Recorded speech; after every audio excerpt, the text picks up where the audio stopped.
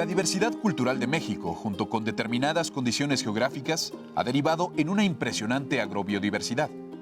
Especies ejemplares como el maíz, el chile, el jitomate, el aguacate, la calabaza y el frijol, y otras menos mencionadas como el algodón y la vainilla, son resultado de la evolución bajo domesticación. Este proceso, desarrollado hace miles de años por diversos grupos originarios, continúa hasta el día de hoy, en las milpas trabajadas por campesinos a lo largo de todo el país. Tan solo en México crecen alrededor de 60 variedades de maíz. Esta especie tiene potencial de alimentar a decenas de millones de personas, pero desde hace unas décadas, la imagen negativa e injustificada que existe sobre el campo mexicano, que lo pinta como ineficiente, pone en peligro nuestra agrobiodiversidad. Bienvenidos a Nos Nutrimos de Naturaleza. Yo soy Alejandro García Moreno y hoy contamos con la presencia de la doctora Edelmira Linares. Ella, viene del Instituto de Biología de la UNAM. Muchas gracias, doctora. A usted por la invitación. Gracias. Y también está con nosotros la doctora Alicia Mastretta de la Comisión Nacional para el Conocimiento y Uso de la Biodiversidad, la CONABIO. Muchas gracias, bienvenidas. Un placer. Con ellas vamos a hablar sobre el corazón de la agricultura mexicana, es decir, la milpa, y también los campesinos que la trabajan. Para empezar, vamos a entender qué es la milpa, doctora. Y si me lo permiten, empezamos con usted, doctora. Pues mire, la milpa es un policultivo, es decir, que se cultivan varias plantas de diferentes especies juntas en un terreno. Entonces, hay gente que piensa que la milpa es el maíz, pero la milpa es un policultivo y que tiene una gran bondad, que todo el año nos da de comer algo. No solamente esperar hasta el final de la cosecha para poder consumir el grano. La milpa todo el tiempo está dando de comer quelites, flores comestibles, nos da plantas medicinales, nos da forraje para nuestros animales.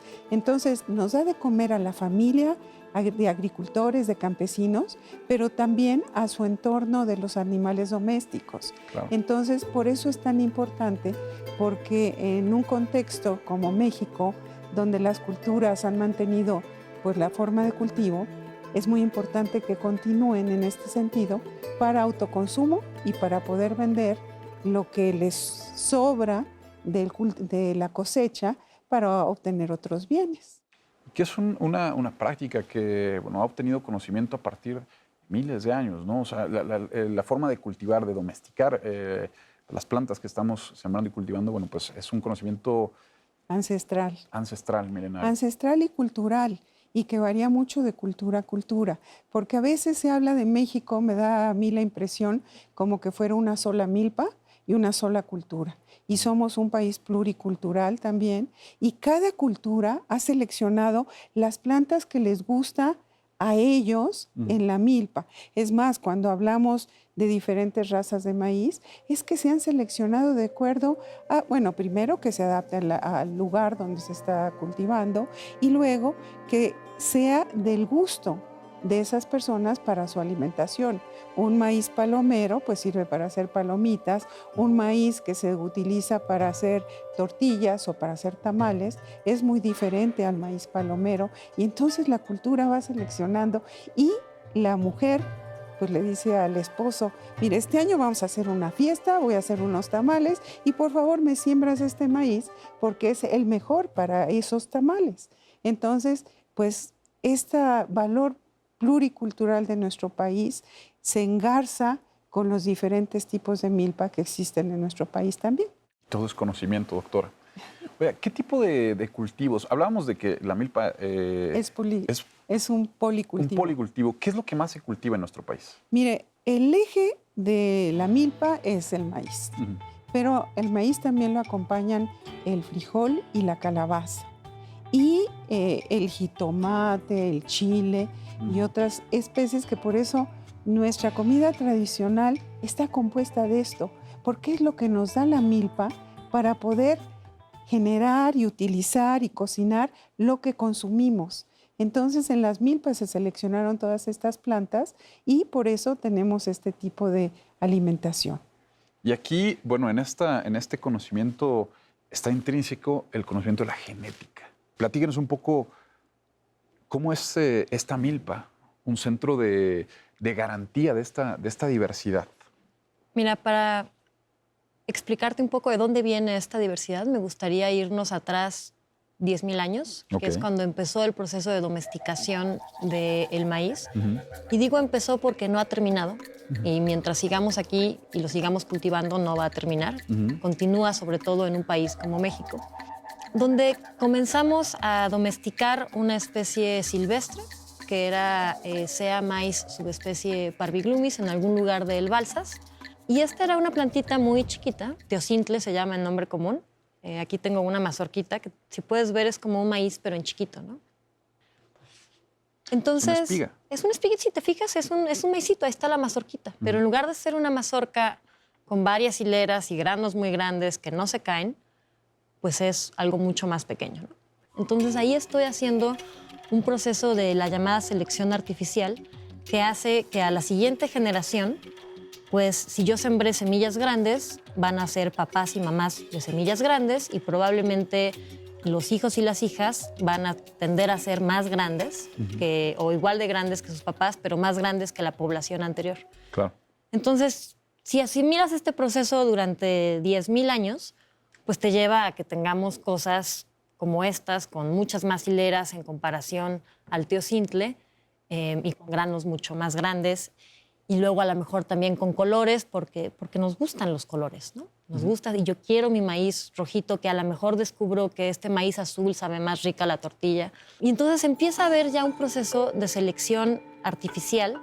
Y luego encima de eso, imagínate que ahora mi grupo humano pues empieza a migrar y en lugar de estar nada más en la zona del Balsas, nos movemos hacia el centro de México y se llevan estas semillas a otras condiciones ambientales. Por ejemplo, se lo llevaron al centro de México donde había otro teocintle que es Sea maíz subespecie mexicana que traigo aquí en este frasquito. Y entonces hibridiza y resulta que esas plantas se pueden adaptar mejor a unas condiciones mucho más frías porque estamos más alto y con una condición de lluvia distinta. Y luego, eso que ya para estas alturas se parece mucho más al maíz como conocemos hoy. que en lugar del teocintle, pues se sigue expandiendo por todo México. Y en todo eso, pues las condiciones no son las mismas. No es lo mismo las condiciones ambientales aquí en el Valle de México que las condiciones ambientales en la península de Yucatán. Y por ende, el maíz de los mexicas no era el mismo que el maíz de los mayas, ¿no? ¿Y a qué hace eso? Que estamos sometiendo al maíz a diferentes condiciones ambientales y entonces yo lo siembro bajo esas condiciones y algunas plantas se dan y otras no. Y entonces las que sí se dieron fueron pues, porque estuvieron mejor adaptadas a esas condiciones locales, pero que no son las mismas aquí en México, Ciudad de México, que allá en Yucatán, que en la Sierra Tarahumara. Claro. Y multiplícalo por el gusto de la gente por cierto tipo de maíz, porque sea el que se apura o porque yo quiero que esté apretadito el grano porque me gusta morderlo así o lo quiero con grano grande para el pozole. Entonces, eso fue lo que generó la diversidad de los maíces y lo que a la fecha lo mantiene. Por eso, aunque te puedo hablar de números como 59 o 60 razas nativas de maíz en México, en realidad la diversidad es mucho más grande porque casi que cada pueblo y que cada parcela y cada familia campesina tiene su propio maíz adoptado a sus propias condiciones ambientales y a sus propios gustos culturales. Pues ya vimos cómo pasamos de hace 10.000 años de tener estas espigas de teocintle a hoy en día una variedad de colores, de sabores, de propiedades, de nutrientes. De tamaños. De tamaños y de resistencias a los cultivos. Vamos a un corte y regresamos a hablar de, pues, ahora que estamos cultivando y sembrando todo este tipo de variedades de maíces, ¿son rentables? ¿No son rentables? Y, pues, ¿qué beneficios podemos obtener de ello? ¿Les parece? Claro que sí. Excelente. Quédense con nosotros.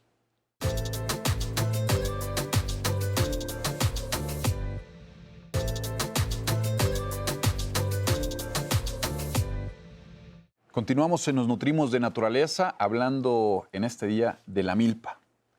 Y lo que tenemos aquí es una canasta, pues, con gran variedad de colores, de tamaños y de variedades de maíz. Doctora, platíquenos, ¿Qué papel está jugando el agricultor mexicano para garantizar que esto siga aquí con nosotros? Pues mire, yo considero a los agricultores mexicanos que son los custodios de la diversidad de los maíces en México. ¿Y por qué digo eso? Si usted habla con alguno de ellos y les pregunta, oiga, ¿y esta mazorca, este maíz, de dónde lo tiene? No, pues es el que sembraba mi papá y es el que sembraba mi abuelo y antes de mi abuelo. Si bien, cada año están seleccionando las semillas que más les gustan, las más grandes, las que no se comió el insecto, etcétera, ellos mantienen estas razas a lo largo de periodos muy grandes y sobre todo porque son semillas que se van pasando de generación en generación y porque no se tienen que comprar.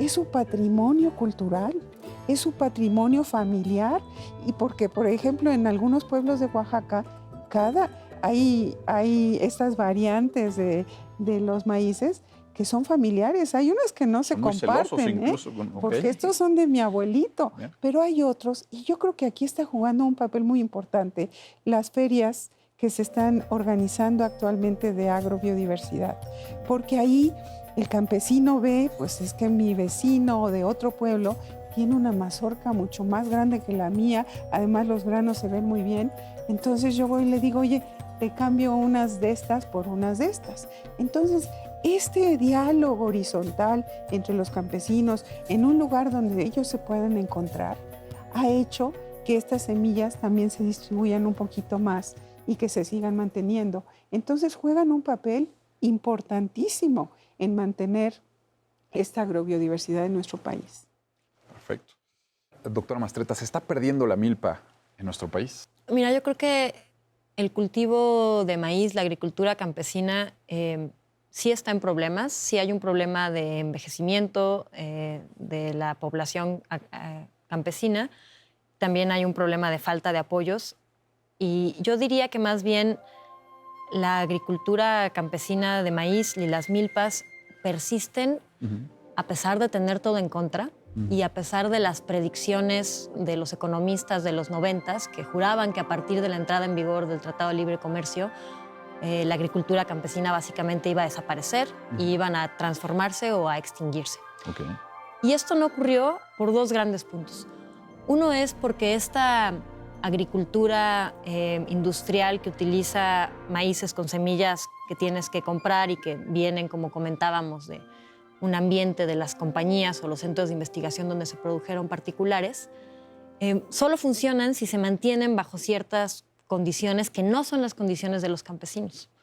Entonces, ¿qué pasa cuando los pones bajo las condiciones de la mayor parte de México? Pues que no funcionan lo suficientemente bien y entonces pues mejor sigues con tu maicito, o que funcionan, pero solamente si, entre comillas, igualas el ambiente al ambiente donde se generó la semilla. Y esto se hace a través de agroquímicos, como fertilizantes y otros agroquímicos que, por cierto, tienen un costo ambiental muy serio. Y por otro lado, se vuelve mucho más caro y no produce lo que dice que producían, ¿no? Entonces, realmente no se vuelve esta idea de es que va a producir 14 toneladas por hectárea. Híjoles, ni siquiera en Sinaloa te llegan a producir así sostenidamente esa cantidad. Claro. Entonces, pues la gente no es tonta, no hace el negocio tampoco y pues no siguen ese tipo de sistema. Y además, pues hay factores culturales donde pues, este maíz es mucho más sabroso y culturalmente lo preferimos por otras razones. Entonces, a pesar de tener todo en contra, la agricultura campesina de maíz y la milpa sigue subsistiendo pues porque nos gusta mucho. Y calculamos que la agricultura campesina de maíz en el 2010 ocupaba alrededor de 4.6 millones de hectáreas. Entonces, aunque producen poquito en términos de toneladas por hectárea, digamos hasta máximo 3 toneladas por hectárea en promedio, aunque hay campesinos que pueden producir mucho más, si los multiplicas, alcanza para alimentar a 54.7 millones de mexicanos. La mitad de la población. Es la mitad de la población. Bueno, yo creo que un punto importante en este sentido, Alicia, también es que mucho es autoconsumo. Y yo quiero que mi familia esté bien nutrida y que comamos bien y que sigamos consumiendo y produciendo y preparando mis platillos tradicionales que se preparan con estos maíces. Entonces, esa es otra herramienta muy importante que hace que el campesino continúe siendo el custodio y cultivando esto, porque además esos sabores son mis sabores de mi cultura y a lo mejor los otros maíces que yo compré, etcétera, no saben igual. Claro. Y en un proyecto tuvimos la oportunidad de hacer un estudio bromatológico de las diferentes razas de la Sierra Tarahumara, de 5 razas nada más, porque son como 15. Entonces, ellos, pues sí, son sabores distintos y por otro lado también tienen valores nutricionales diferentes. Son más altos en proteína, etcétera. Entonces realmente me está nutriendo mejor y si yo voy a cultivarlos, quiero que mi familia esté mejor nutrida. Doctora Linares, ¿qué tiene la milpa que no tiene la producción industrial? Ay, mire, pues tiene muchas cosas, pero entre ellas que se ocupa todo el espacio. Por ejemplo, el maíz, decíamos que es la planta principal, es el eje vertical de la milpa, pero luego ahí se enreda precisamente el frijol y en la parte horizontal crece la calabaza. Entonces usted está utilizando todo el espacio, pero además hay muchas plantas espontáneas que se denominan quelites. Desde nuestro punto de vista, otra gente dice malas hierbas, que es una connotación muy negativa de gente que no utiliza esas plantas como verduras tradicionales. Entonces vemos que todo el espacio de la milpa es útil y nos está dando, como mencionabas al principio del programa, dando de comer todo el año.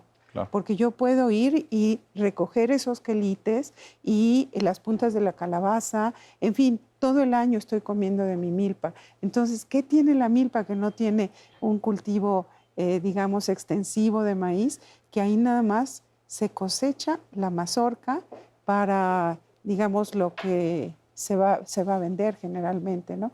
Y también la caña como forraje para los animales, ¿no? Vamos a un corte, regresamos a las conclusiones en el cuarto tema y hablar un poco de qué es lo que se puede hacer, ¿no? ¿Qué se tendría que hacer para poder darle un mayor impulso a nuestro campo, a nuestras milpas mexicanas? ¿Sí? Gracias. Muchas gracias. Quédense con nosotros, continuamos.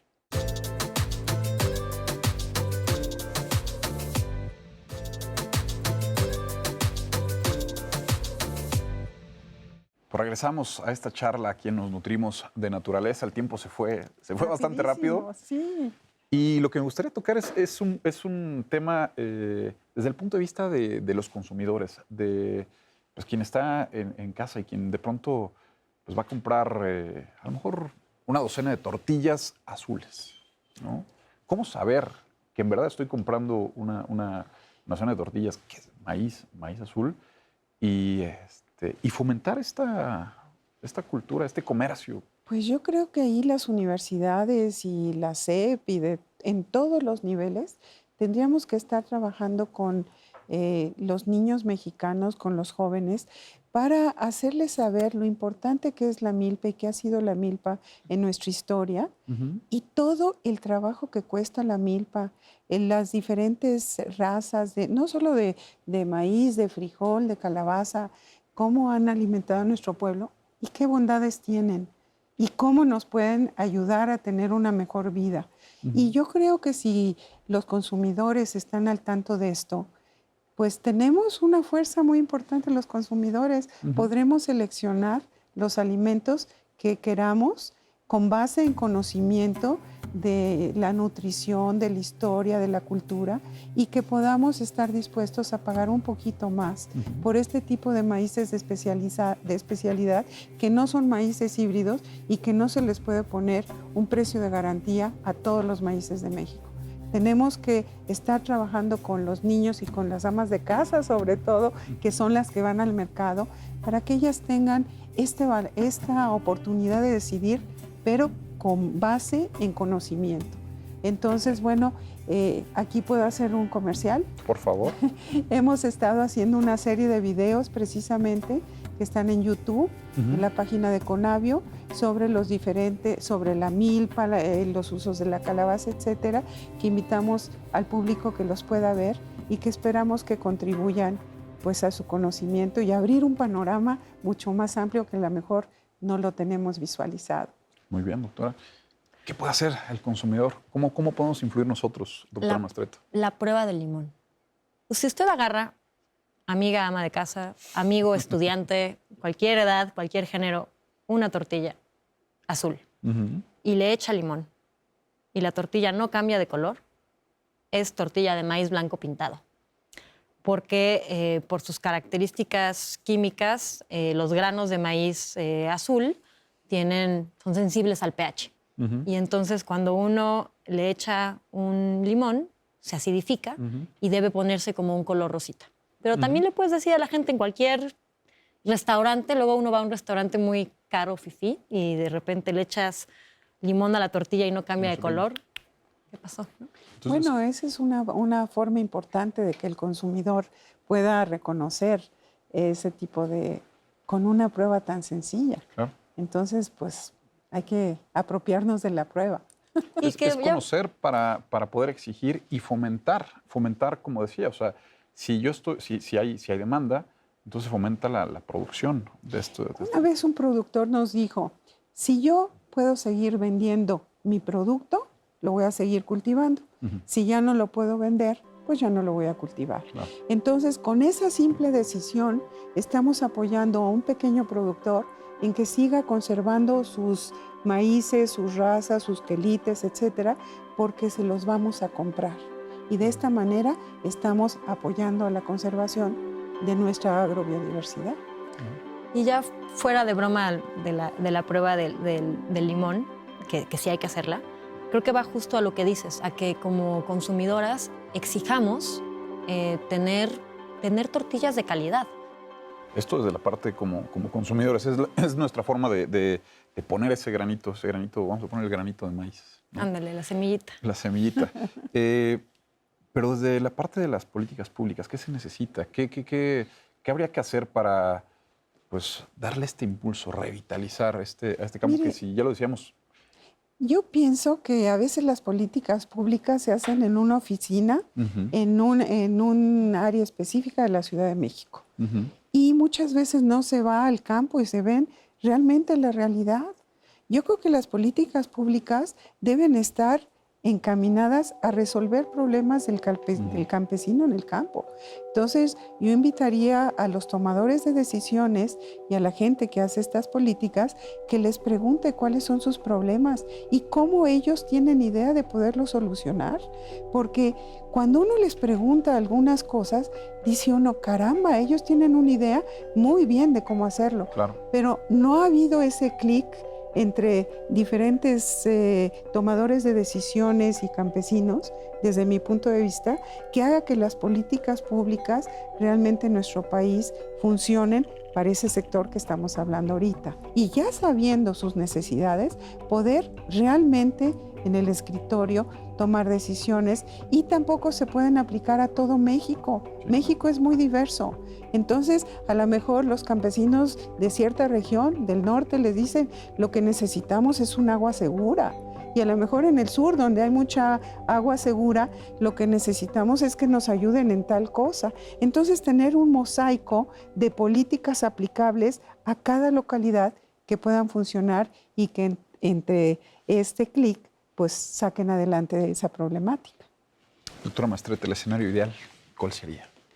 Creo que adicional a lo que dijo Edelmira, con lo cual coincido completamente, es que hay que revalorar los mercados locales. Como que hablamos de la Ciudad de México como si la central de abastos fuera el centro del universo, que está cerca, pero no lo es todo, ¿no? En un artículo que también estuvimos trabajando con datos del INEGI, de la población rural y de la cantidad de gente que está produciendo el maíz con los datos de producción, nos dimos cuenta de que si bien el maíz de agricultura campesina cubre una labor de autoconsumo, no es todo. O sea, si fuera nada más autoconsumo, vaya, tendría que comerse muchos órdenes de magnitud más de lo que se está comiendo. Quiere decir que también lo están vendiendo, pero en mercados informales o mercados locales que no aparecen en la pintura de los grandes mercados y lo que está pasando en Wall Street.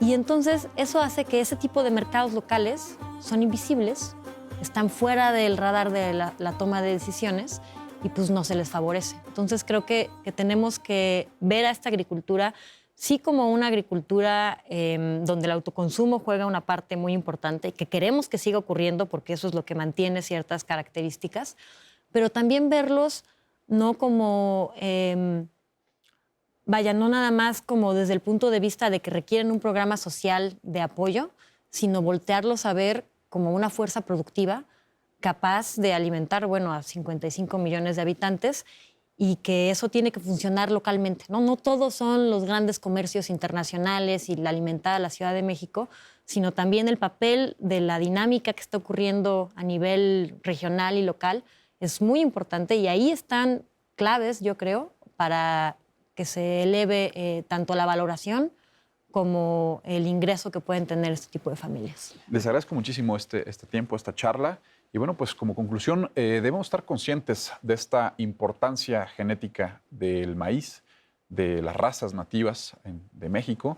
También reconocer el valioso trabajo y conocimiento de quienes la cultivan. La agricultura campesina tiene el potencial de alimentar, como ya lo dije, lo veíamos, a casi la mitad de la población de los mexicanos. Y por eso se debe impulsar el desarrollo desde políticas públicas, pero también desde el consumo, desde nosotros como consumidor. Tenemos que ser consumidores educados que apoyemos mucho a nuestros productos mexicanos. Pues hay que leer las etiquetas. Hecho en México.